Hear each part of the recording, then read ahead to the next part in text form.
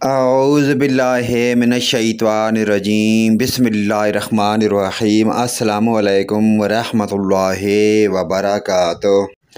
پیاری حدیث، سئل النبی صلی اللہ علیہ وسلم، اللہ کے نبی صلی اللہ علیہ وآلہ وسلم سے سوال کیا گیا، ای الاعمال افضل ترین عمل کون سا ہے؟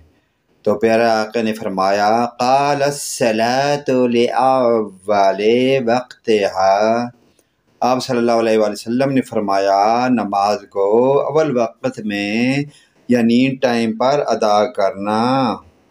دوسری پیاری حدیث، ان اللہ لا ينظر الى صورکم واموالکم ولکن ينظر الى قلوبکم واعمالکم۔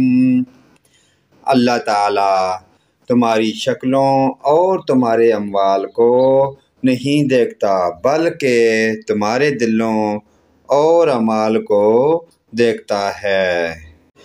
پیارے دوستو، ان پیاری حدیث کو اپنے والدین، رشتہ داروں، عزیز و اقارب، تمام مومن مسلمان بھائیوں کے ساتھ شیئر کریں۔ اللہ پاک کی ذات ہم مسلمانوں کو پنجگانہ نماز پڑھنے کی اور ان پیاری حدیث پر عمل کی توفیق عطا فرمائے۔ آمین ثم آمین۔